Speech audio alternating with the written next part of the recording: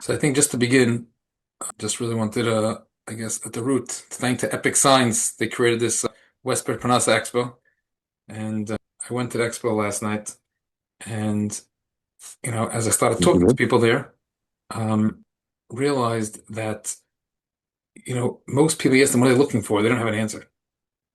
Oh, what is this? I just left yeshiva. I just did this thing. I don't know if I'm good at. I want to make a lot of money. They don't have answers that really like, and I found that it's a big problem. Like if you had clarity in what you're looking for, it makes it very easy. You walk over to someone, I need a job for blank versus just general.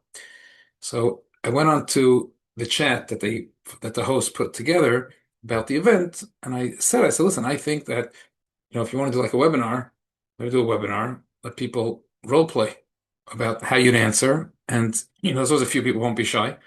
Let's role play how you do it. And then we'll take it from there. See where maybe it's a value, it's not a value.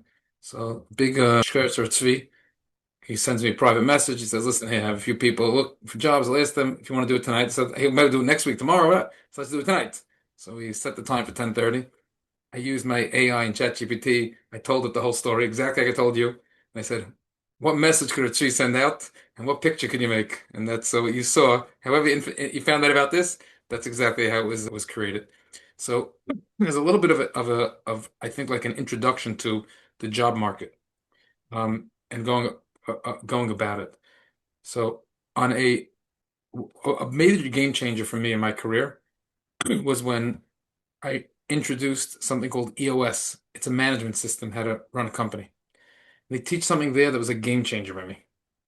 The game changer is that when you're looking to hire someone from a boss to a worker and a worker taking a job, you want to hire with the acronym GWC. You want to hire somebody, and when you're looking for a job, you want a job. G is get it. The person gets it. They hop it. They understand it. W, they want it. And C, they're capable. If you take when you're a kid and your parents wanted you to go ahead and your parents wanted you to take violin lessons or piano lessons or play tennis, and you didn't want to, didn't make a difference what they did. If the W was missing, it never happened.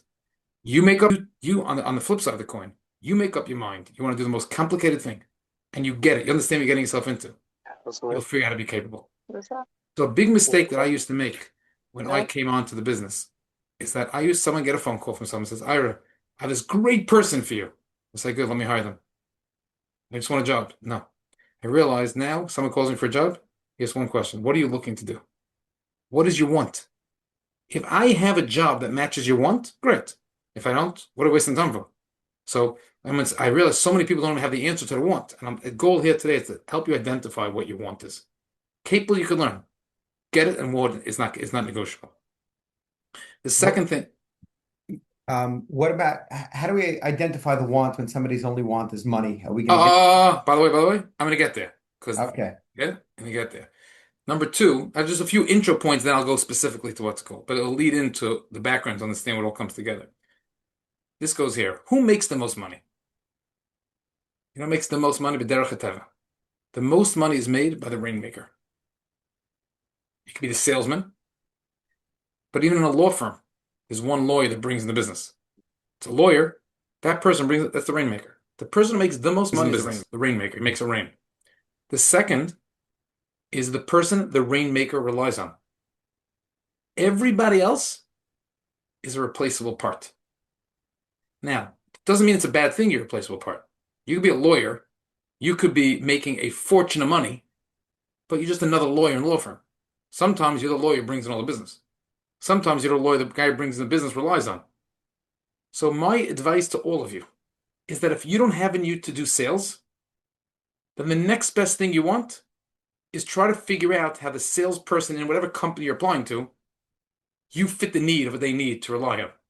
Because then you're more valuable, that you're replaceable to everyone else. If a regular person earning an underwriter in a company or a secretary and assistant's earning X, that position's X plus 20%, X plus 100%, has all the flexibilities of jobs. Because the rainmaker, when a company has to cut expenses, they ask the rainmaker, who's most important to you?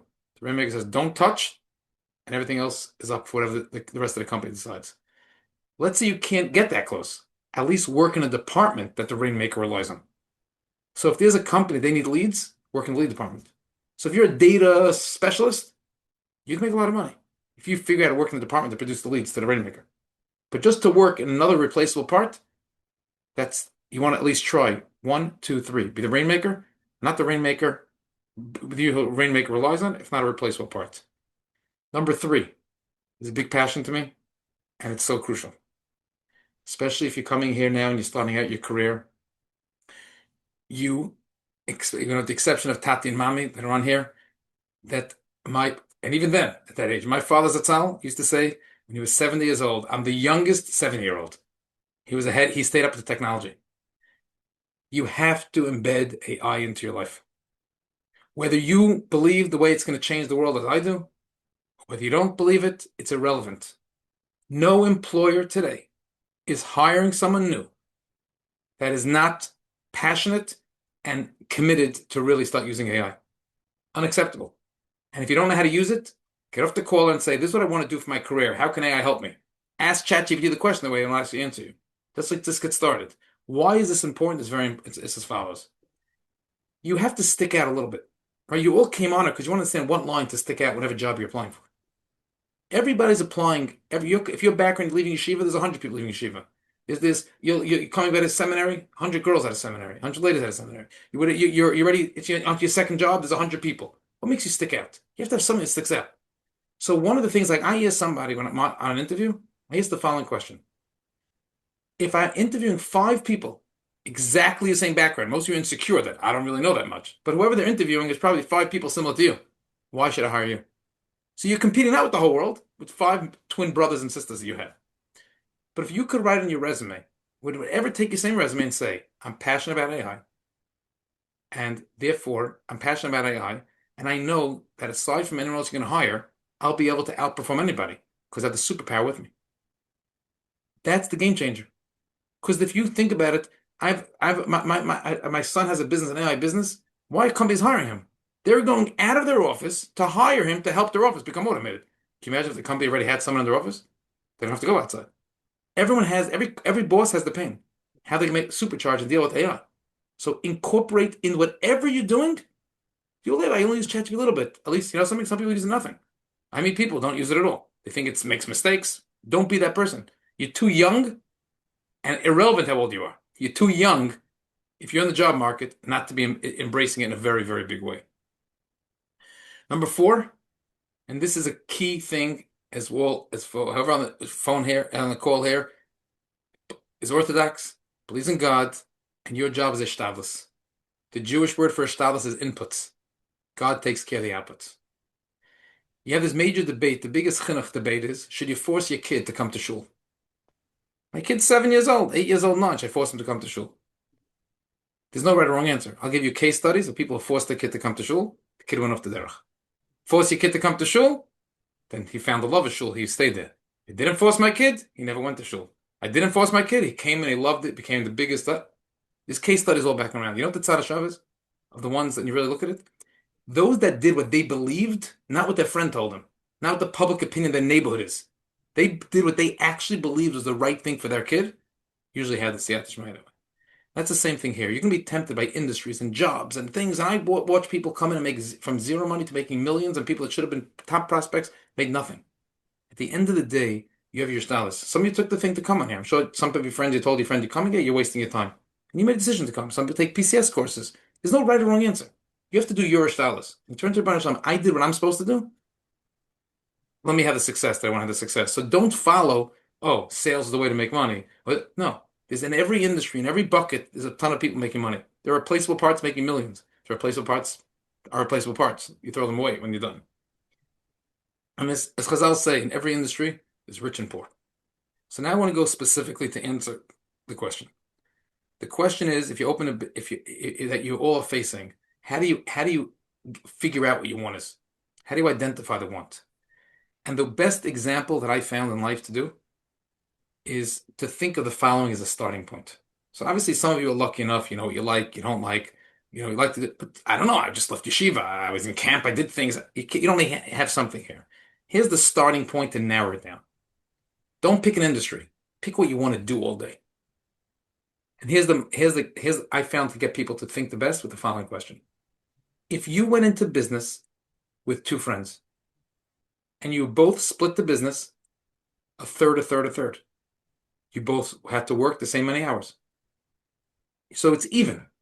Now, everything is even. So I want to make more money is no more a question. The three of you are splitting it evenly. And to start this business, one person has to be responsible for the sales and marketing. That means every day there's no business. Your job is to bring out business, go pound the pavement, go make calls, whatever it is to bring in business. The other person's job is operations. Whatever comes in the door, make sure whatever has to be processed and taken care of, that person's job is to take care of it. And the third person's job is to be in charge of the finance, run the numbers. Anything number related is the third person. While I'm talking to you now, you should already start being able to figure out which one you want to be. And once you have that, you want to be that, or when you don't want to be. And that's you want to start to narrow it down. Within those three buckets, there's 8 million jobs. But at least start by narrowing it down, which part is you. So it can't be I just want a job, any job. I want to do something related to sales and marketing. And I prefer sales by desk. I prefer sales on the road. I prefer this. I only want a commission job and not a commission job. Those are all details that keep going down the line. I want a job that I like numbers, data. I like to look at these. So within that area, and I'll answer with you I'll role play and talk to you to help you narrow down your specific you. For those of you that are not going to be shy to talk it out and be a benefit other people could gain from it. But the starting point has to be a level of this framework. But if the intro is telling you it's so important, because at the end of the day, industries and things are going to change. Things are going to evolve. So you want to at least be doing something you're passionate about. Then if you're lucky enough, you go on to the next thing. What's the industry that talks to you? It might not talk to you. Quite frankly, I think that the first job that you're offered within where your passion is, don't go to industry. People say, I want to go into real estate. I want to go into ABA. I want to go into finance. Don't have. If you're lucky enough and everything is even, you want to try both.